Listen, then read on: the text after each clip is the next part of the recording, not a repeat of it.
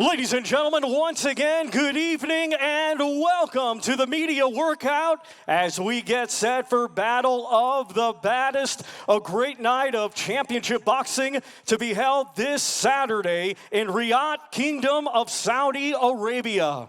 We would like to extend a big thank you to His Royal Highness, the Crown Prince Mohammed bin Salman, and His Excellency, Chairman of the General Entertainment Authority of the Kingdom of Saudi Arabia, Turkey, Al-Sheikh. This great event is being brought to you by Sella, Frank Warren on behalf of Queensberry, Bob Arum's Top Rank Incorporated, and Gimmick. It will be televised live in the UK on TNT Sports box office, in the United States on ESPN Plus pay-per-view, and around the world in other territories on DAZN. Well, ladies and gentlemen, our main event this Saturday night, it is scheduled for 10 rounds. It is a WBC special event in the heavyweight division. We will first welcome to the ring a native of Cameroon. He is now fighting out of Las Vegas, Nevada, USA, and he brings a professional MMA record of 17 wins, 3 defeats, with 12 of his 17 wins coming by way of knockout. Ladies and gentlemen, here is the lineal mixed martial arts heavyweight world champion, Francis the Predator Ngannou. Well, here he comes, the Predator, born for the big stage, the man who has been proving people wrong his entire life. He's got impossible task in front of him that many people are saying on Saturday night. He takes on the lineal and WBC World Heavyweight Champion of boxing, Tyson Fury. And now, one of the questions heading into this week, heading into this workout is, how's he going to look on the pads? We're joined by Billy Nelson, boxing trainer, Martin Bakoli's trainer, and of course Andy Clark. What are we expecting, Billy? Well, I'm sure he's been working hard in the gyms in America with Mike Tyson, and you know, he has got some experience in punching and striking through the sport that he partook in. Looking at him now, he's an absolute specimen, and you wouldn't like to get hit with him, that's for sure. He's an absolute unit, Andy Clark. Look at him. Yeah, he is, and like Billy was saying, you know, he's got that kind of basis when it comes to punching. He told us yesterday he had that brief amateur career. I mean, it's about mechanics, isn't it, Billy, really? He's got the level of athleticism that you need. So if you had to teach Thor how to punch, basically, didn't you? So, and that's taking someone from scratch. So if you were working with someone like Ngannou from day one, what are you looking to get him doing? Just concentrate solely on the basics and perfecting the basics, mastering that, and everything else, and his instinctive fighting brain should kick in after that. Well, a big moment in the life of Francis Ngannou. He said that his first dream was actually to become a boxing heavyweight champion. He just stumbled into MMA. He wanted to be a boxer, but in France, where he was, they said, you're better off going the MMA route.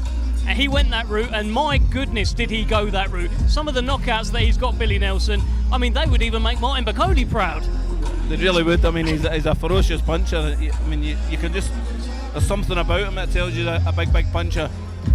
But he's going in with an absolute master, a master of boxing on Saturday night, and Tyson Fury. And, you know, I wish him well. I wish him all the best. You know, he's got the minerals to go in with him, so good on him. What do we think about the idea that punchers are born, not made? Let's have this discussion, because I think we are looking at a man who was born with frightening power. Are they born, Andy? From talking to trainers quite a lot recently about this exact thing, What they tell me, Bill, is that if you've got a boxer or a potential boxer with a good level of athleticism, with a certain level of athleticism, then you can teach them to punch. You can teach them the mechanics. Certain people will take to it quicker than others, but you just have a certain level of athletic ability, particularly straight punches, with the weight transfer and rotation. You can teach someone to punch hard. That is the thing. That's the key. The rotation of the waist, the athleticism, and he actually knocked the nail on the head there. It's how they take it in and absorb the information that their coaches are giving them. Some people take a little longer than others, and the ones that pick up quicker develop quicker, don't you? It's like any form of education. What do we think about he's not, I can't see him here tonight, but he will be there on Saturday. He has been in his camp. Francis Ngannou has had Mike Tyson as part of his training team. He has been coaching him. He has been giving him that advice, that positivity, that mindset. How do we feel that will affect Francis Ngannou heading into the biggest fight of his life and his boxing debut? Well, it can only be a good thing for him. I mean, Mike Tyson, he's a legend of the sport. There's nothing Mike Tyson hasn't seen, done, or in it. He's done everything that there is in boxing. So anything that man would say to me, I would absorb that information, take it all in, and try and use it to the best of my ability. He's doing that old thing now, isn't he? Just wrapping his hands for ages. I remember going to the workout before Anthony Joshua against Vladimir Klitschko, and Vladimir just got a chair, sat in the middle of the ring and wrapped and taped his hands for about half an hour. It was absolutely exasperating. One thing he said to us yesterday, Billy, Francis, was that I said, how have you managed to try and replicate Fury in training? And he said, I haven't. I've just been concentrating on myself. I'm not that bothered about Fury. A guy is a guy, that kind of thing. I get that, but at the same time, being able to punch hard on a punching machine is one thing. Being able to hit a moving target like Fury is an altogether different one. That's entirely right there. You can have all the power in the world, but if you don't connect on something, then you're not going to hurt it. And I know firsthand how good Tyson Fury is. We watched him spar my boxer. He's a defensive masterclass, so he is, and it's going to be very, very difficult for him to hit hard. Well, listen, I think Francis Ngannou knows that. A lot of people have been asking him about his power. Can he land that shot? And he tends to dismiss it, and he tends to say it's not just about landing one shot, it's about getting into range and landing punches. So I think maybe there's a bit of a myth out there that he's just going to be following him around the ring, trying to land a big right hand. I think there's going to be a little bit more we'll see on Saturday night from Francis Ngannou. Well, there's one thing, trying to get an in distance, or trying to get in a distance, it's very, very difficult with somebody like Tyson Fury, because of his height, and more so the reach that he's got. His reach is phenomenal, and once you get past that reach, that might nullify his power shots, because his power shots are the straight shots. The rotation of I don't think he's going to get those shots off against Tyson, and if he doesn't get them off, then he may be in a bit of bother. Well, he's got nothing to lose at all, Andy Clark. I mean, you talk about the risk reward. It feels like Tyson Fury is the one who is risking everything in this fight. Francis Ngannou, he's got it all to gain, hasn't he? Yeah, absolutely. He can't. I'd slightly hesitate to say that it's a no-lose, because in his head, he's not going to look at it like that. He's a champion in his own sport. He's top of the tree, and Bunsey was just saying to us, Billy, that you get the vibe from Ngannou that he can't quite understand why everybody thinks he's got no chance, because in his mind, he absolutely has a chance. And having that confidence, that mentality, it is important. He might not win, but do you think there's a chance that he could cause some problems in there on Saturday that we maybe don't expect? In all fairness, I don't think he's. See, it's not just about punching hard, which he clearly can do. You have to create those opportunities, and he might not have the boxing awareness to do that in the ring. Setting traps, flipping punches, parrying punches. We don't know if he can do that. The one thing you have to remember about Francis Ngannou is the sort of stuff that we're saying there about It's 1 in a million kind of thing. It was 1 in a million for him to leave Cameroon. It was 1 in a million for him to survive being homeless on the streets of Paris, eating rats, going from homeless shelter to homeless shelter. 1 in a million, really, for him to become an MMA fighter, a UFC world heavyweight champion. He is used to defying those odds. Very much so, and credit to the man for everything that he's achieved in his career. You can only take bow to him, you know what I mean? And I wish him well, I wish him well in everything that he does. But, with regards to boxing ability, Tyson Fury is not number one in the world for nothing. If it was role reversal and Tyson went to his discipline, it'd be very similar, you know what I mean? Role reversal. Well, he's making us wait, but we're going to see him let his hands go in just a minute. We were saying earlier on that when you see someone with real top-level power hit the pads, it makes a different kind of noise. It's that sharper explosion of air, that ping sound rather than a thud. I mean, you've been around this a long, long time. Who's the most explosive puncher you've seen on the pads or taken on the pads? Currently, I train a young lad called Lewis Carocca, and he is a ferocious puncher. He actually hurts your hands on the pads. He's a ferocious puncher. But I remember, it must have been about 15 years ago, Jimmy Tibbs used to train Wayne Alexander. Yeah. And we were down in the Lennox Lewis Centre down in, I think it's called Lewisham. A Clapton or something. It's a Clapton, I know it. It was a great facility for boxing. And I had the privilege to watch Wayne Alexander on the pads with Jimmy, and it was like being in a shooting range. Ka-chung, ka-chung. Oh, the right hands were frightening. Absolutely ferocious puncher. Well, look, Francis Ngannou has now gloved up. We are so used to seeing Francis Ngannou with very, very small gloves on. Look at the size of them, and that is the difference between MMA and boxing. I mean, how big are those gloves do you think he's got on there? I think they're 16s he's got on. Yeah. I think they're 16s. I mean, I believe that is it 4-ounce gloves that they wear? Correct, yeah. So even he's going to wear a 10-ounce glove in the fight, I'm sure. Yeah. For all the power that he does produce, that'll decrease a little with wearing a slightly bigger glove, obviously. And keeping those gloves up. Keeping 4-ounce gloves up would be a bit easier than 10s, obviously. So these will be heavier gloves to keep up. So it will tire a fighter out keeping them up. Oh, 100%. Yeah. 100%.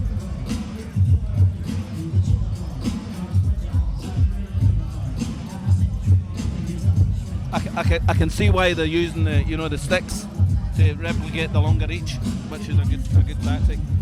Yeah, I guess they are replicating the long range, the jab of Tyson Fury. And I guess we're having a look at what Francis Ngannou can do with his head work, right? With his movement. It looks good. It looks good.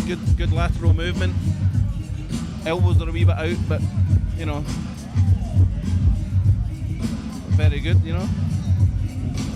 Well, here we go. Here is the pads that people have been waiting for.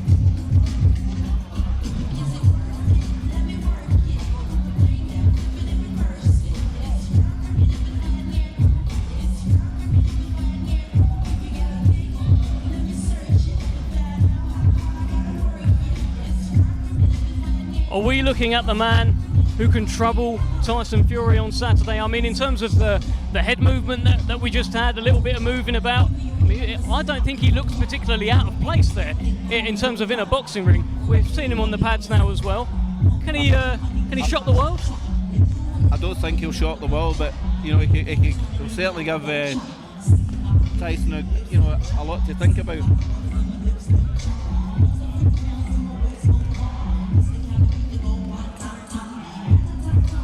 The old saying in boxing, the pads don't hit back.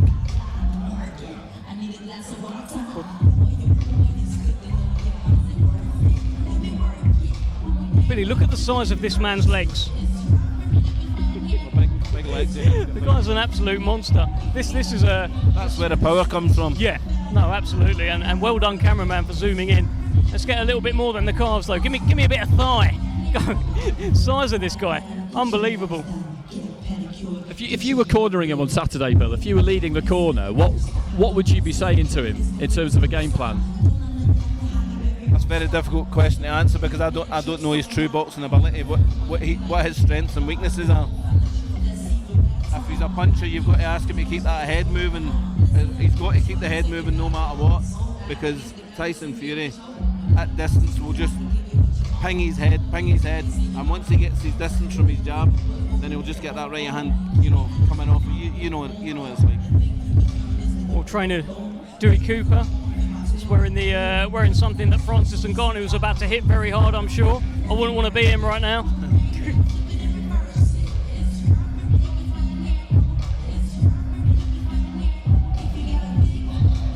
In terms of Tyson on Saturday night, we've seen in other fights before, sometimes he'll put his hands behind his back, sometimes he'll poke his tongue out. He's a guy who likes to have fun, sometimes in the most ridiculous situations, like when he's hurt against Wilder.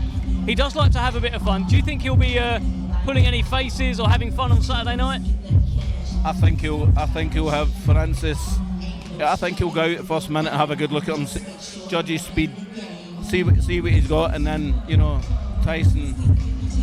I mean, Tyson is an exceptional fighter, and I think he'll show his full array of skills. I think Francis will have great difficulty getting past Tyson Fury's jab. It's an educated jab for many years. You just can't go in a boxing gym and have a jab like Tyson Fury's. You know what I mean? One thing I would point out is that I believe Tyson Fury in his career has been dropped by people who don't hit as hard as Francis Ngannou. You've got to remember, this guy that we're looking at right now is in the Guinness Book of World Records for punching harder than anyone else in the world. Tyson Fury early in his career has been dropped by guys like Steve Cunningham, Neven Pajcik in particular, and I don't think they hit as hard as this guy. I mean, it's kind of impossible to tell, really, because like we said before, hitting a punching machine is one thing. Being able to land solid on someone who's on the move is another. I mean, one thing that trainers do say, and I mentioned it earlier on in the evening, is that if you catch somebody clean with one they don't see, then anyone can go.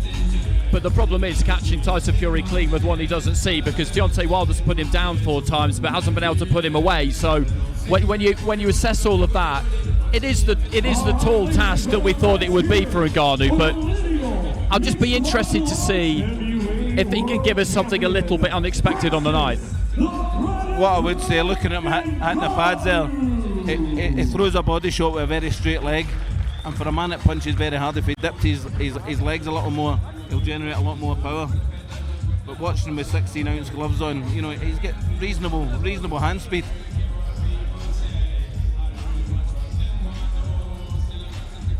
Well, Billy Nelson, we're going to let you go. Thank you so much for your insight. And I think you only mentioned Martin Bakole once, so well done. Well done, Billy Nelson. Thank you so much. Well, that was the insight of a boxing trainer, Billy Nelson. What do you make of what you're watching right now, Andy Clark? It's really interesting to watch him, really interesting, because when he was doing that kind of routine on the pads, he tapped the jab, then go up with the jab, then look to throw the right hand, and he was slightly hesitant. I think he's aware really that this kind of stage he's on at the moment, he's kind of feeling his way a touch, and that's always going to be the case when you've not been at this all that long, because swapping over to boxing from MMA would be like doing it the other way around. And what could we realistically expect Tyson to achieve if he stepped into the octagon? Hey, listen, if you ask him, onto Ngannou's home turf, I know what he'll say if you ask him, but he's not. These people are not always the greatest judges of their own strengths, to be honest with you, because they think they're amazing at everything. Yeah, that's partly why they get to where they get to. No, absolutely. And the point I was referring to there was actually at the very end of the first launch press conference in London. It was quite friendly, but it started getting a little bit spicy the moment Tyson said that he can actually beat Francis Ngannou in a cage as well. And I don't know, look, he might even try that one day. In the wild career of Tyson Fury, do not rule out seeing him in an octagon in a cage one day. No, I mean, I wouldn't rule it out. You wouldn't rule anything out with him. He's the kind of character who seeks new experiences, but I would advise against it for exactly the same reason that this is going to be very hard for Ngannou. That would be extremely hard for Fury. It just would. And boxing it's kind of amazing how in these crossover events, kind of we get to, our game, our rules. That's how it generally turns out, isn't it? But I've got all the respect in the world to him for doing it. I know he's going to get phenomenally well paid for this, but when you get to that level of the sport, yes, the money does matter. It's always important because you want to get paid what you're worth. And we're talking about money here that could be life-changing for future generations of Ngannou. But at the same time, you're in there for the glory and to win. That's what you're there for. So, as Bunsey said, he absolutely does not think that he is going to lose this fight. It's not the same, but I remember when Canelo boxed Bivol and people were making Canelo quite a heavy favourite. And Bivol just he literally couldn't understand it. Like, why are you all mad? Like, why would you think that? Yeah. Like I say, it's not the same, but Ngannou has got that champion's mindset where in his mind he is going to win. Well, we are about to speak to the man they call the Predator, an absolute unit of a man, the one and only Francis Ngannou. Francis, how are you, sir? How are you? Good to see you. Your face too much. I know. I'm everywhere. Please. Well, so you've seen my face everywhere, but I tell you. Can somebody help me with my gloves, please? Have you? How do those gloves feel? Huh? How do the gloves feel? Feel pretty good. Yeah. I love them. A lot bigger than what you're used to, right? I mean, how do you feel in terms of when you actually hit something? Does it still feel the same? Even in MMA, we use a big glove for training, for sparring. We are very protected when we spar because we need our opponent and to be safe, and ourselves too, because we have a lot of risk of injury and every kind of injury, knee, elbow, shoulder, everything. So we protect ourselves pretty good. What were you trying to show us in there today? What were you trying to show the public? Nothing. I was just having fun. I knew it. I almost wanted to just dance. Then I realized that I will show them my dance skill. And I'm like, nah. You can show us now if you like. No. I don't have any. I mean, just a little, but not too much. No, you don't want to give too much away, do you? It's what I wonder is, do you feel that in the build-up to this you've been shown the respect you deserve by the boxing community, or do you feel, we're boxing people, do you feel that in general boxing has not shown you enough respect?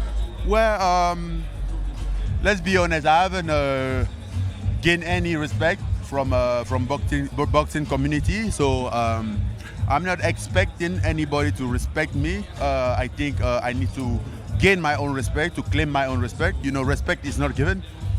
You don't just walk around and demand for people to respect you for no reason. I think respect is earned, and I'm gonna earn my respect, whether it's in the boxing community or in life in general. That's my goal, to earn my respect. There seems to be an opinion from the boxing public that what you're going to do is follow Tyson around and just try and land that big punch. But I think there's going to be a bit more than that, isn't there, Francis? Well, they're going to find out. I think people have a right to think. There's 8 billion people on Earth, so you have to understand it's 8 billion opinion. But there's only one opinion that's going to matter. There is mine. So people have a right to think, and you can't control people of having an opinion. Yes, I'm going to fight, and if that big shot comes, yes. If he doesn't come, I really intend to fight properly. You've spent your whole life making the impossible possible. Is it possible for you to beat Tyson Fury on Saturday night? Everything is possible. Everything is possible. Otherwise, we wouldn't be here. In fact, see where we are talking about Tyson Fury. We would have believed that a couple of years ago. Even last year, we would have believed that. But here we are talking about that fight that is going to happen in 3 days. So it's quite possible. Absolutely incredible speaking to you, Francis Ngannou. Thank you so much. We're Thank going to you, lose you. Got the fist bump in the end. Let's go back to our MC, patiently waiting, Thomas Schreiber. And now let's welcome to the ring the heavyweight sensation, Fighting out of Morecambe, England, he brings an undefeated record with 33 wins, 1 draw. 24 of his 33 wins coming by way of knockout. He is the lineal boxing heavyweight world champion and the reigning WBC heavyweight champion of the world, known as the Gypsy King, Tyson Fury. Well, here comes Tyson Fury, the WBC and lineal heavyweight world champion, the world champion of boxing, of course, taking on the lineal MMA heavyweight champion. And as ever, as you expect, Tyson really feeling himself and enjoying every moment like he has done so far in Fight Week, Andy. This is what he lives for, isn't it? Quite simply. He loves the energy of Fight Week. He loves the build up to Fight Week. I get the feeling that he's one of these rare performers who actually enjoys camp because he knows what's coming at the end of it. He's addicted to this stage, and I think most top level performers in any sport, but particularly in boxing, it really is an addiction, and that's why it can be hard when it comes to an end. But whilst it's going, whilst it's in full flow, there is absolutely nothing like it. Well, that was quite a combo we just saw from Tyson Fury. I saw a left, I saw a right, I saw a knee, I saw a headbutt. Some of that stuff you can do in MMA, some of it you actually can't do anywhere. The headbutt, I'm not sure that's actually allowed, Andy Clark, but he's feeling himself, isn't he? He is, he absolutely is. He expects to win on Saturday, and he expects to win comfortably. Yeah. And we expect him to win as well. But there's something else at play here, of course, which is that fight against Usyk on the 23rd of December. So he has to come through this in good fashion. He doesn't want to be picking up any head clashes and cuts. He doesn't want to be picking up any kind of injury, because he's got, 8 weeks between the two fights? So with that in mind, it does play a part, or at least it could play a part on Saturday. I don't think it'll affect tactics or his mindset or his approach, because you can't let that kind of thing cloud you. But at the same time, it's not quite as simple as just get the win, because he's got to come out of the ring in good enough condition to get back in there if they're to deliver that fight on the day that we expect them to, in good shape. Yeah, and listen, we've just spoken to Francis Ngannou. That's a guy confident. That's a guy who knows what he can do. He's always been so assured of himself. He's not just here to take part, take a few photos, and dance around. I mean, literally, he didn't want to dance in the ring. He didn't actually want to show us anything in the ring. So that's a man with a quiet confidence here, looking to really cause the upset and shock the world on Saturday night like he always does. But, it'll be up to Tyson to make sure that doesn't happen. Yeah, absolutely. And you listen to Francis talk, and what kind of resonates from him is that he's been somebody who's been at the top of the sport, the combat sport, for a really long time. So he's a realist. He's not going to indulge in a load of absolute nonsense talk, the like of which I felt we did hear from Conor McGregor in the build-up to the Floyd Mayweather fight. Each to their own. He went about it slightly differently. He wears that cape of utter invincibility and supreme confidence and bombast basically at all times. Someone like Ngannou is slightly different, a slightly quieter demeanour, but the determination and the will and drive to succeed that he's had to make it from where he came from to where he is, it can never be underestimated. The only way I see this going wrong for Fury on Saturday is if he underestimates his opponent. Yeah. It's always a possibility. It is always a possibility, because you can do all the training, you can do all the groundwork, you can do all the runs, but if you just don't have that slight little knot of fear in your stomach that it could go wrong, then that can translate into the kind of performance that can lead to problems. Yeah, well, it's exactly that. But he is absolutely adamant, Tyson Fury, that he hasn't underestimated Francis Ngannou, that he is treating him with so much respect. He put in a 12-week camp for this, talked about how for the third Deontay Wilder fight, I think he only got 5 weeks. He had all sorts going on, but he only got 5 weeks to actually train for that fight. And look what happened. I mean, it was a brilliant, pulsating fight, but he did have to taste the canvas in that. So he is giving all the respect in the world here to Francis Ngannou, and he appreciates that he's got a guy in front of him coming to take his head off. And I think as well that what's at stake here, that 23rd of December date potentially, that should serve to be enough in terms of motivation to guard against a lacklustre display or committing that cardinal sin of underestimating your opponent. So if that date wasn't there and wasn't set, and it was maybe sometime next year, or that deal hadn't even been done or really spoken about, then I think that would be a little bit more of a factor potentially. But as it is, I think we're pretty safe from that. Well, we are joined by Mr. Tommy Fury, the KSI conqueror, the Jake Paul conqueror. How you feeling? I'm feeling good, mate. I'm happy to be in Saudi again. I mean, obviously, I'm not fighting Jake Paul. It's Tyson's show. So, yeah, I'm happy to be here. I'm enjoying it, loving it already. What an atmosphere. What an atmosphere. And look, as a brother, that's your brother there, right? You must be beaming with pride that he is able to do a fight like this. He's fighting Francis Ngannou, a massive crossover fight. He's really a man at the top of his game right now. Yeah, definitely. I mean, this is a massive, like you said, crossover fight. I'm used to them now. But what an atmosphere. I mean, that's what this is to me. This is an event. As far as the fight goes, it's Tyson's fight. He's going to dictate everything in there. I think, most people know that. It's Francis' first boxing fight, and he's fighting the best to ever do it. So it's a very big ask, but I just genuinely think whenever Tyson wants it to be over, it will be. But he is taking it seriously, isn't he? That's what it seems like. We've seen at the launch press conference, he was bigger, he was heavier. Looking at him today, he's in good shape. It looks like he's taking it very seriously, Tommy. Yeah, definitely. I mean, he's put in more weeks and more weeks of training than he did for Deontay Wilder. That just shows what you're dealing with right there. These guys who are not traditional boxers, they're harder to fight than traditional boxers because you don't know what's going to come. We don't know what Francis is going to do in there. He's never had a fight before. How do you prepare for someone like that? So he's very switched on. This is the sharpest I've ever seen him. I think he's going to go out there on Saturday and put on, a dominant performance, as we all know he should, but he's going to enjoy it and he's going to give every paying customer the value. Well, listen, you can actually give us a bit of an insight into that in terms of fighting someone. When you're fighting a boxer, there's only a certain amount of things that they're going to do, that they've been taught, that they've been schooled with. When you're fighting someone who is only just coming to boxing, like a KSI in your case, like a Francis Ngannou in Tyson's case, it can be a bit awkward, Tommy. Yeah, it's horrible. I mean, as you've seen with media of the week, KSI, he was doing star jumps in the ring, he was running around, he was hanging on to me, he was doing everything but box. So, these guys, they're hard to prepare for, but Tyson's a veteran of the game, and, Tyson will adapt in there. To whatever Francis comes, Tyson will adapt. And I'm pretty sure, my verdict for the fight is, I think Tyson stops Ngannou. I do think he can get it, if he wants to, under 4 rounds.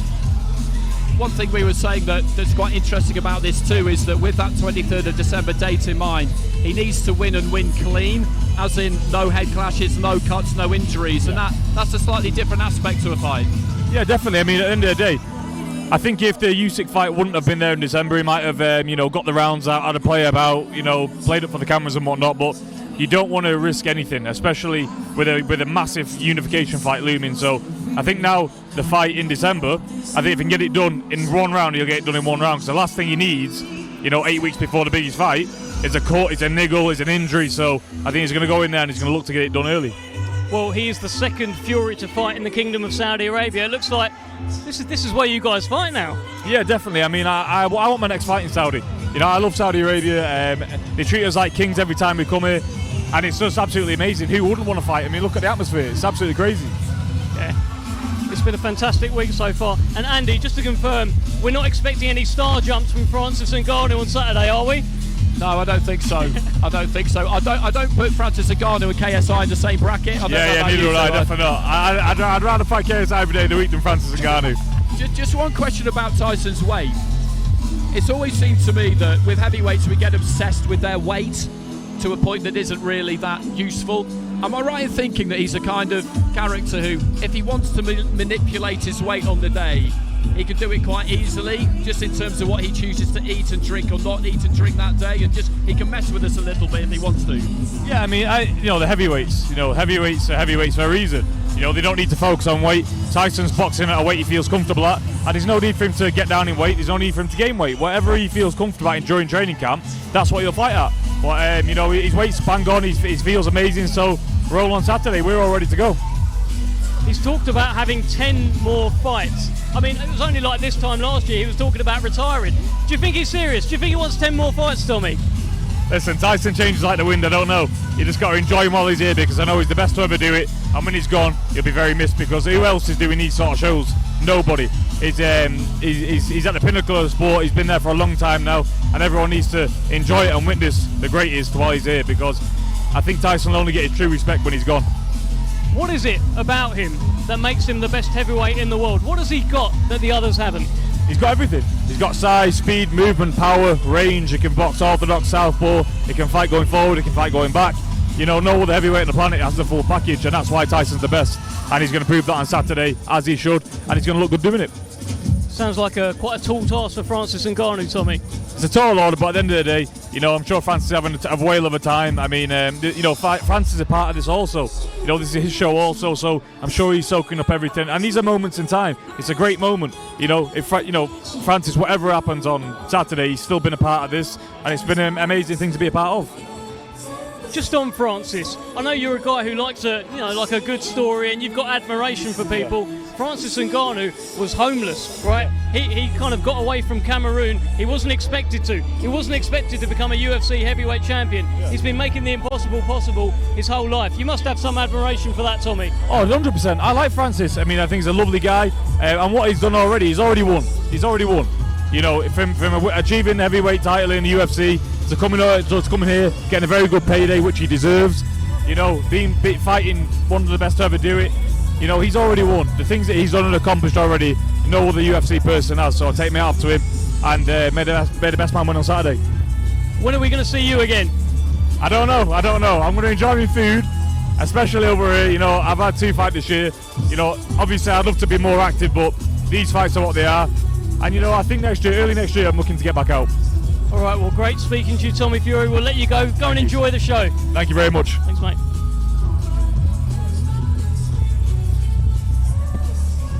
Well, there is Tommy Fury. I'll tell you, the insight about fighting someone who's not necessarily used to boxing, I think that's quite insightful there. Obviously, look, there's levels between Francis Ngannou and KSI, but fundamentally, it's still someone who hasn't necessarily had all those years of being taught the fundamentals of boxing.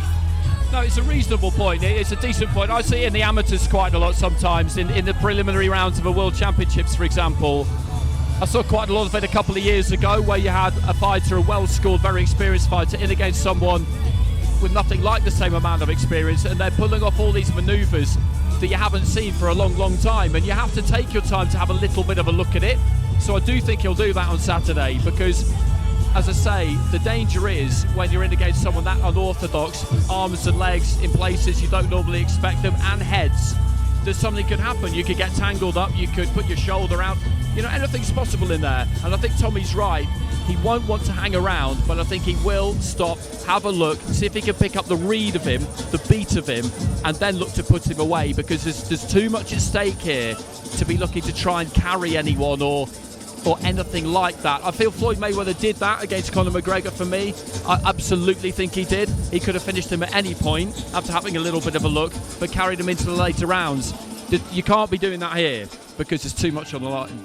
Way too risky, and also with Conor McGregor, you know, he's a lighter man. You know, when you've got Francis Ngannou, who hits harder than anyone in the world, apparently, according to the Guinness Book of World Records. As I keep reminding you, Andy Clark, you know, it's a big risk to take. And Andy, I can see so many faces around here. You know what we're going to do? We're going to send you for a walk, my friend. Go on, go get him. Go get him, Andy Clark.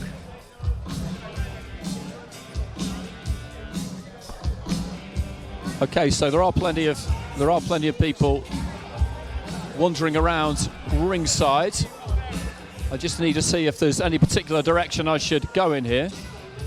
I'm just skirting across the right-hand side behind the banks of photographers, over to the corner of the ring. One of the Fury brothers just sitting away to my right-hand side. Joseph Parker milling around, Andy Lee as well. So I'll just head down towards the corner, and lots of dignitaries as well. Lots of dignitaries. Okay, I'm being ushered this way. We're taking the long way round, the long route. Solomon Dakers, good to see you. See you again. How are you enjoying the atmosphere? It's lovely, man. It's, you know, look at it. Great production I've got here. it's next level, man. It's good that it's nice and warm on the evening.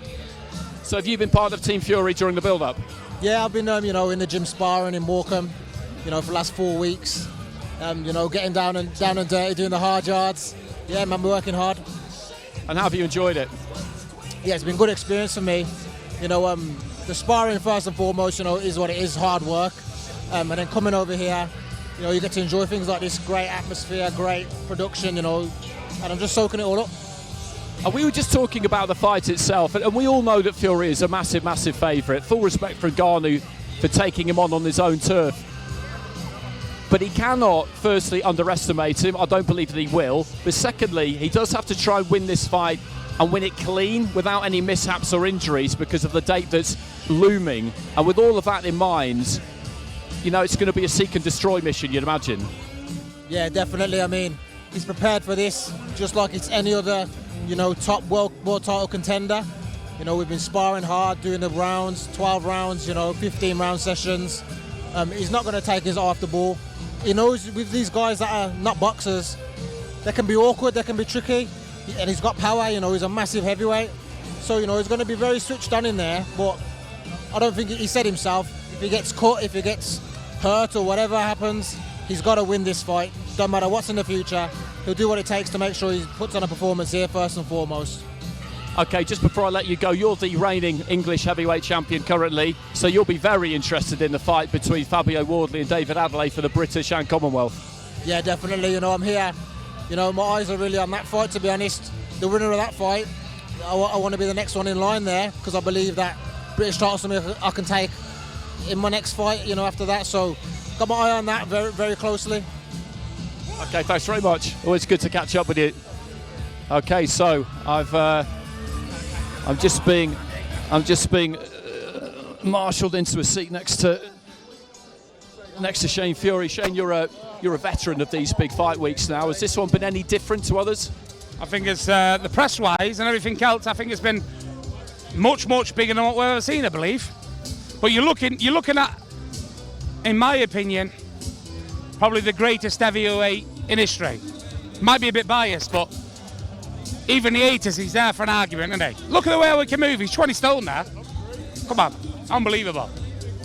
Do you feel like he's reached the peak of his powers yet, or is there more to come? I don't know. At 35, how much more is there to come? We're realist. 35, he's not showed no decline yet, but at 35, he might go overnight. But at the minute, through the camp, he's done everything what's been asked of him, and done it well as well. Well, it's an incredible ride that he's on, and he continues to take us on it. The second half of this year, the Netflix series, this, and then the date looming at the end of the year, I don't think anyone's really had a run like that. No, he is a big star at the minute, isn't he? But he's had his ups and he's had his downs, and I think it's all developed and it's all made what he is now. It's built the character. All the negatives and all the positives has actually built the character what you're seeing at the minute. Okay, Shane, thanks very much. Cheers, mate. Always a pleasure. So I'll just slide along to my right-hand side and just sidle in next to Big John Fury. John, like Shane, you're a veteran of these fight weeks, of these build-ups now. Has this one been any different? No, it's been a marvellous occasion. It's exceptional, magical. But when you look at the man performing there, just moving around the ring, you can use his class, I've no doubt in my mind, what's going to happen, but, it's a spectacle again. But you never know in boxing. It's the strangest game in the world. But you're looking at the best heavyweight in the last 50 to 60 years. And the way he's moving around there now, I'm not a bit worried, to be honest with you, no. Is there any kind of apprehension at all about Saturday? Because with the potential date of the 23rd of December in mind, I've been saying this to people the last 20 minutes or so, he needs to win and emerge completely unscathed, doesn't he? No cuts, no bruises, no nothing. Well, yeah, the thing is, though, we're only looking at Francis Ngannou. Like I've said to him, concentrate on Saturday night. As far as we're concerned, the 23rd is not existing till after this Saturday night. Ngannou's got to be dealt with. He's got to be 100% focused, because all these men bring one thing: bombs. And if they land, it can be over. So he's got to focus on what he's got to do. We'll talk about the 23rd after Saturday. Okay, thanks very much. Thanks very much. No worries, thank you. I'll just weave back around to my left-hand side. I'm being shepherded towards the far side of the ring. Lots of people all on their feet round ringside, trying to get a view of Tyson Fury in action. He says he wants 10 more fights, but you just never know when you might get the opportunity to see him again, potentially. Took a good while to get his hands wrapped by Sugar Hill and get gloved up, but now just getting his gloves removed down at ringside, just nodding his head, moving those shoulders. And Sugar Hill, of course, in addition to the team after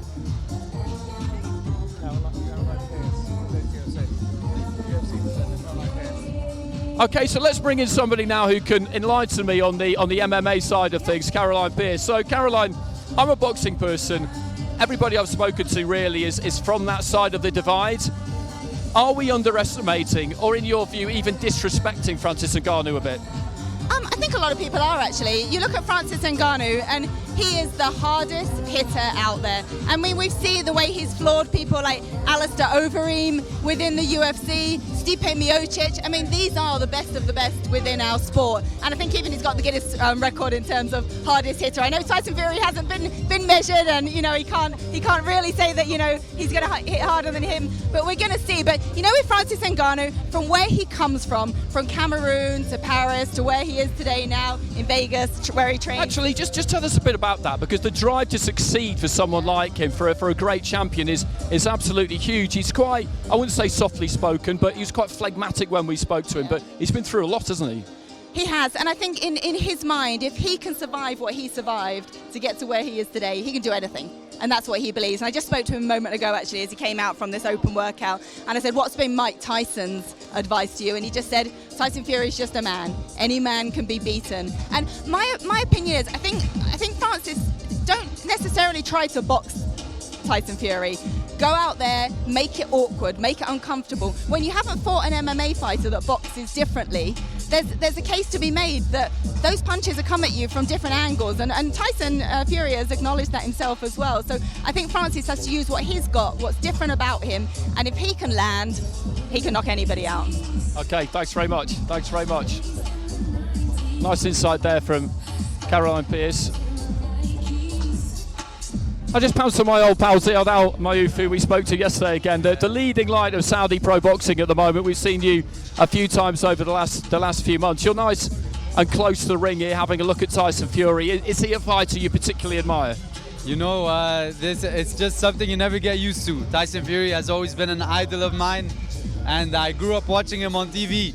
And for him to be in Saudi Arabia in front of my eyes right now is something, if you would have asked me 5, 7, 8 years ago and you told me would it happen, I'd tell you it's impossible. But anything is possible, I guess, in Saudi Arabia now and today. Okay, Ziad, always good to see you. Always good to see you. Okay, let's just have a little bit more of a scout around. I think I might have run out of gas at ringside here just for the moment, so I'll slide back in behind the desk with Dev. Unless I've missed anyone out, I don't think I have. Everybody thronged around ringside, Dev. I thought you was going to have to kick off there. He gave you a bit of a second take. I thought, are we going to see the fist fly of Andy Clark? But thankfully not. You've left it to the boxers. Well done. No, it's always good fun. It's good fun roaming around, because there's people who turn up at ringside during fight week, during fight night, who you don't necessarily expect to see, and that's another aspect about Saturday, isn't it? The list of names that we've been hearing who are going to be there in attendance it's something else. Yeah, I mean it's unbelievable. It's everyone who's everyone. Do you know what I mean? It's a case of some of the best heavyweights ever will actually be here watching this.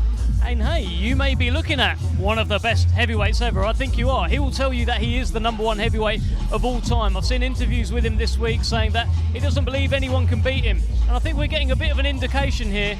We saw him do pads orthodox. We saw him do pads effortlessly in southpaw as well. 6'9", 270, 280 pounds. A nightmare to fight for any heavyweight. Yes, and that's always been the thing with him. And what's been really interesting about the last few years is not just been the comeback, which was incredible really, but it was a stylistic shift after that first fight against Wilder. I'll be honest, I thought he took that fight against Wilder the first time around as a cash out. I think he'd had the first couple of comeback fights. He maybe felt it wasn't really there anymore, or he didn't really know if it was there anymore, and decided that he needed to take a big one for big money in case he lost to a lesser name in the meantime, and then that fight would disappear. And I was totally and utterly wrong. And sometimes being wrong is the best thing, because this sport has a way of surprising you, and sitting up late tonight watching that was incredible. Watching him get off the canvas in the 12th round was absolutely extraordinary. And off the back of that, you felt like he would think, well, I so nearly beat him coming back in from the cold. I just need to box like I did again, have some better judging at ringside, and I can beat him. But instead, he decided to completely change style, change trainer, told us he was going to go out on a seek and destroy mission. I didn't really believe him, and then on the night, he absolutely battered Deontay Wilder. It was, again, it was quite something to see, and that's how he's gone about it since. Yeah, he absolutely has. And in terms of that first Deontay Wilder fight, I think sometimes, just like in boxing, as we see him bad up Sugar Hill there, sometimes it's all about timing. Tyson Fury spent so long out of the ring, had a couple of warm-up fights. He was really a sleeping giant in the heavyweight division. The guys at the top were Deontay Wilder, they were Anthony Joshua, but they weren't fighting each other. An opening opened up. Tyson Fury was there, he said, I'll fight him, and he walked right towards the fire that is Deontay Wilder. And hey, over 3 fights, he most certainly put that fire out. I think he's proved his worth in terms of that trilogy will be remembered for decades and decades to come. It will. I was at the third fight at the T-Mobile in Las Vegas, and it's the best fight I've ever commentated on, and I'm not sure I'll get a better one because of the way that it toed and froed.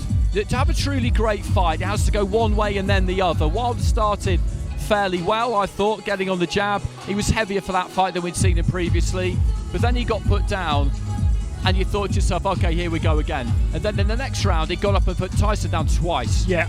And the second time, he's kind of staring, not exactly vacantly out of the ring, but he was staying down, waiting for his faculties to come back before he got back up. And this is the amazing thing about these athletes, is that they have that ability to hear the count, realise where they are physically and mentally, that they're not ready, but 2 seconds later they can be. And he managed to get through it. Yeah. And then just took over again. But right the way up until the very end, Wilder was capable of hurting him. He did hurt him towards the end of the 10th, I think, before really in the 11th, Deontay Wilder collapsed through exhaustion. And I had enormous admiration for him that night, because to come back and fight the way he did after what happened to him in the second fight, we talked about it with Joseph Parker earlier on. Wilder showed us that he has got that dog.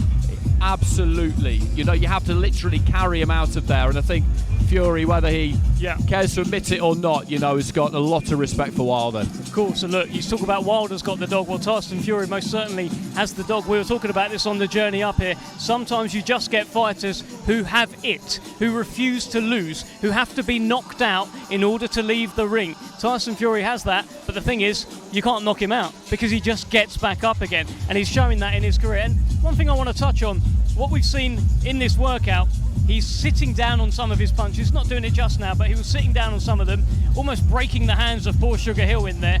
And I guess that's the new style of Tyson Fury, the one that boxed Vladimir Klitschko back in 2015, fleet of foot, moving about, boxing moving.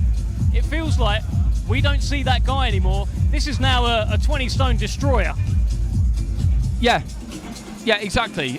It's still there if he needs it, that movement. He's 35 now, and you never know. Maybe the feet aren't quite as quick as they used to be, but it looks like they are when you see him indulging himself in the ring like he has been over the course of the last few minutes. But what he wants is to give the public what they want, which is knockouts.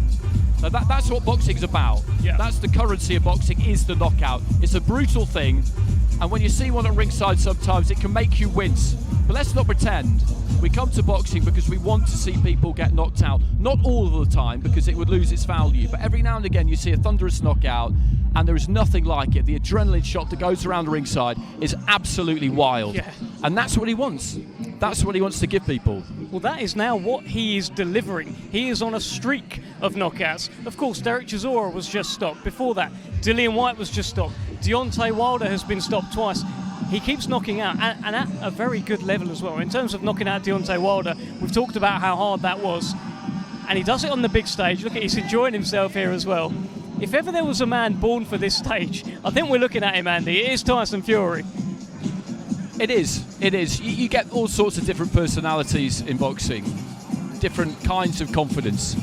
But Fury's one of those true performers, and everything with him is a performance.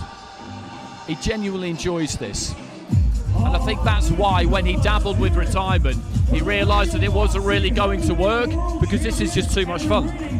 Well, let's hear now from the one and only Tyson Fury.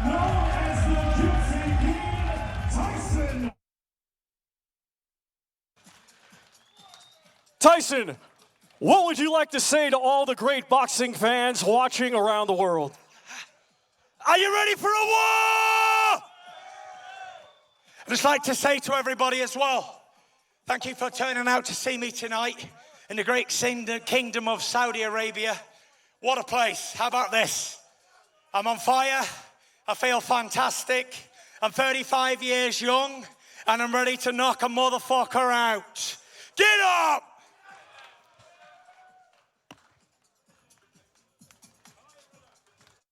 Have a classic Tyson Fury. Are you ready for a war?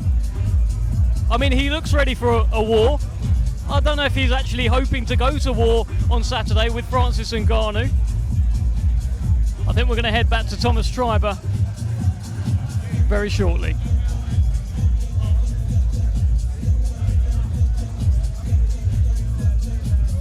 Well, we're hoping to grab a quick chat with Tyson Fury. Once he's done here, he's worked up a bit of a sweat. A nice little workout for him. We talked about how Francis Ngannou didn't want to show anyone anything. Tyson showed us a little bit, right? Yeah, I think so. With someone like Fury, we know what he can do. Basically, we know that he can do everything, and that's not just trying to flatter him, that's just a fact. He can do it any which way. He's demonstrated that, so he can get up in there, and there don't need to be any games. He doesn't need to try and play with anybody. If anything, he could try and intimidate his opponent by showing him the full array. Yeah. If Ngannou's stuck around to watch this, just looking around, I don't think he has. I don't think he would really feel the need to be honest. So whilst Francis Ngannou, as you say, didn't want to show us too much, Fury could just get up there and enjoy himself, and that's exactly what he did. Well, he's a man who's enjoying himself. I wonder how the press conference is going to go tomorrow. At the launch press conference, as I said, it was quite respectful, it was quite cool, quite calm, until Tyson Fury started talking about how he could beat him up in a cage. So I wonder if the press conference tomorrow will pick up at the same kind of pace that the last one finished. And if we start talking about cage fighting, cage duels, well, Francis Ngannou might have an awful lot to say about how he would deal with Tyson Fury, let alone in a boxing ring, which he intends to do on Saturday. I think Fury's the kind of guy, basically, whatever context he's in, he wants somebody to come back at him. He wants a tussle. You know, he wants a verbal spar if that's all that's available, which is all that will be available to him tomorrow. He wants you to give him something and to entertain. And, you know, we talk about dance partners in the ring, but outside the ring you need them too. And I do feel like the best way to deal with him is to just turn in your dance card and walk out the door, because if you try and tangle with him on that setting, you're not going to win. You're not going to win. Wilder knew that by the third fight. Put headphones on. He opted out. Dillian Whyte knew that, so he never turned up for anything. I understand it. It's smart, but that's not what this event is. Yeah. That it is required of Francis Ngannou to fulfil all his obligations, and there was never any potential for him not doing so. As for how he handles Fury, maybe he'll find him easier than most, because, as I say, he is at the top of the tree in his own sport. Well, Tyson Fury is orchestrating here a big team photo. He looks pretty happy with how it's going. He takes his place. He takes a pose. Let's get some snaps.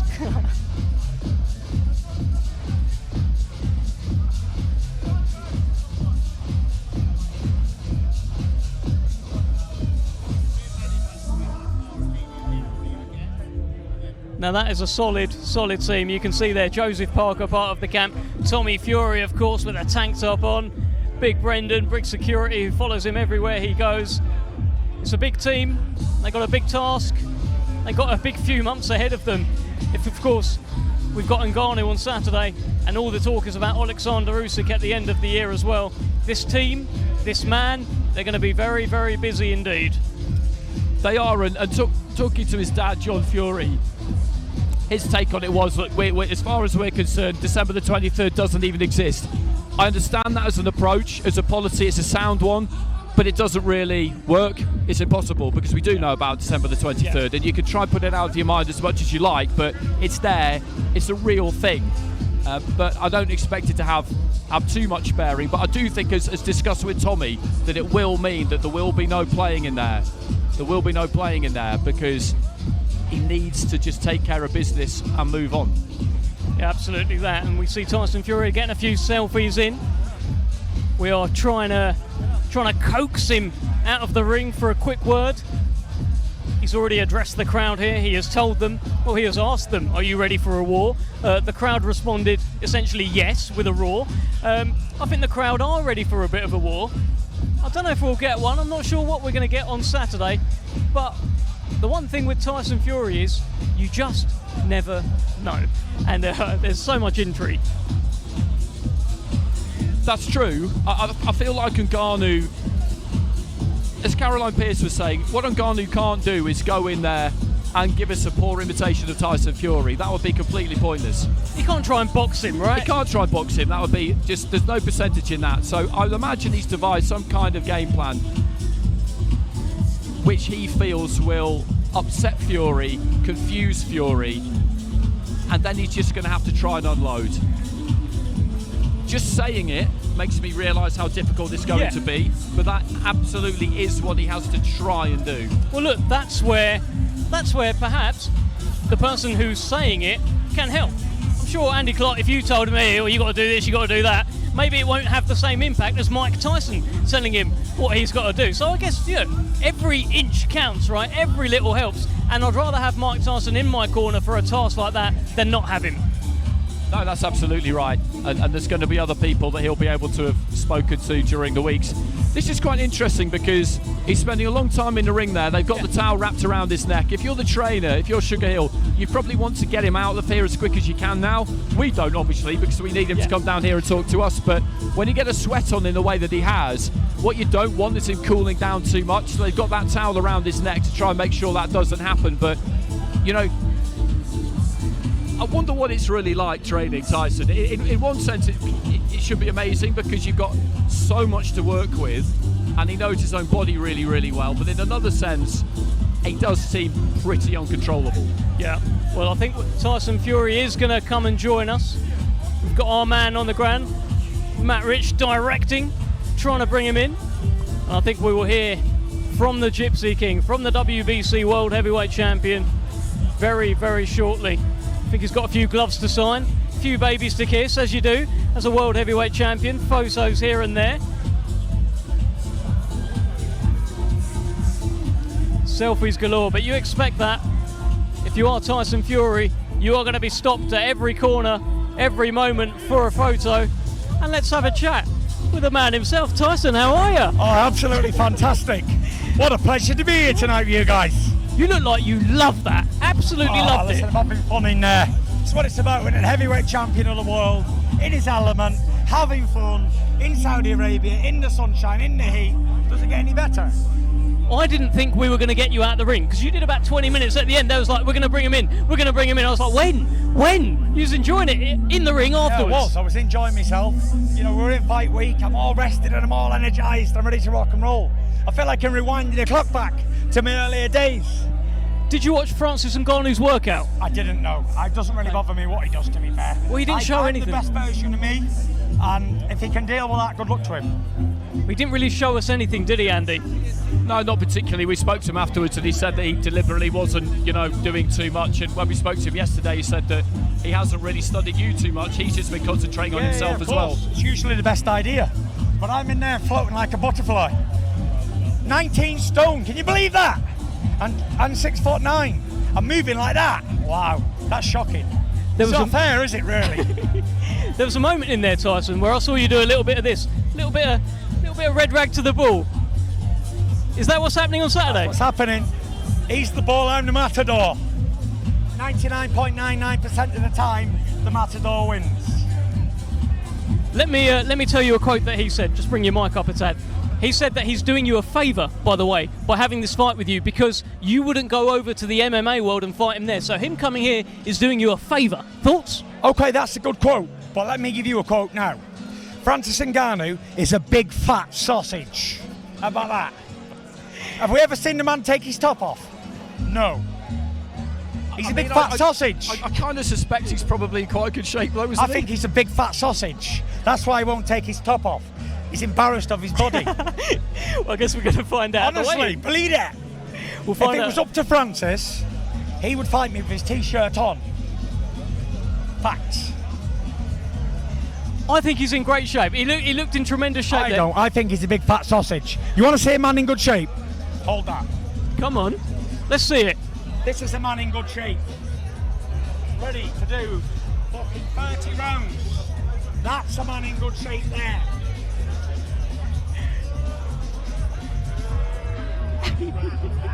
Boom!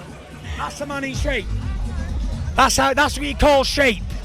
This man is fit for 25 rounds, non-stop. That's fit.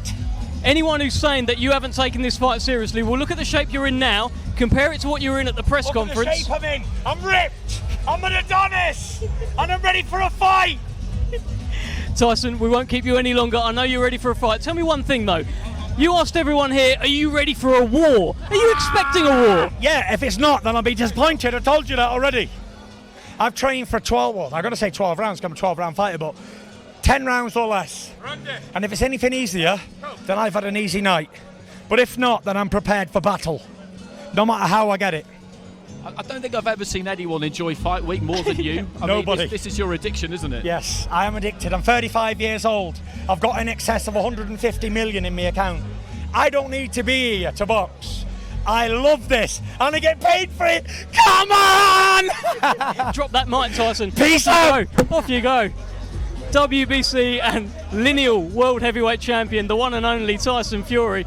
I mean, if ever anyone is born for fight week, I mean, it's him, right?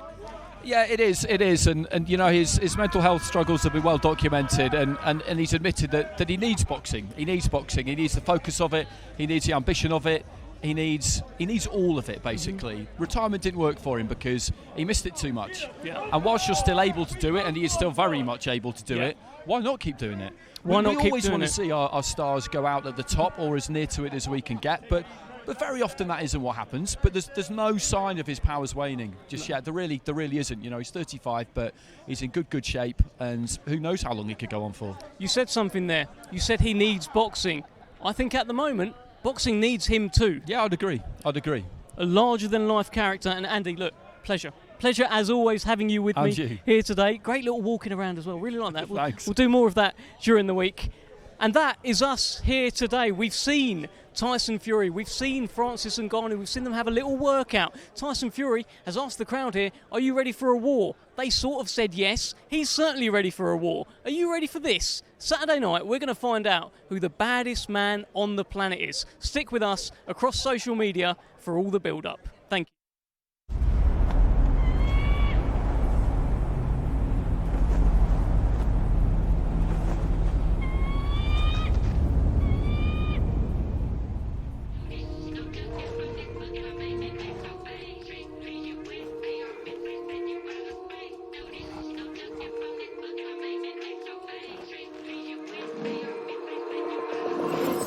Take a walk with the full moon, well buttoned and zipped up.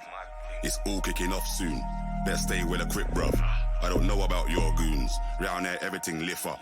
Whether it's draw, win or lose, none of my friend them give up.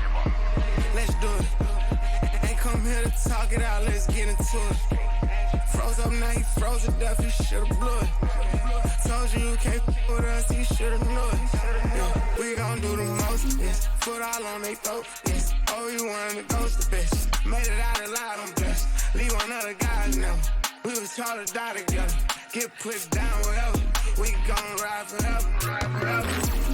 Daddy, we came to start it. Bring the paper, spread the pressure, wrap them up like origami, yo. Daddy, we came to start it. It's pepper if they ever want a problem. problem in this party, yo. Ronaldo, what do you think about France's chances against Fury? Next question. Yo. Yo.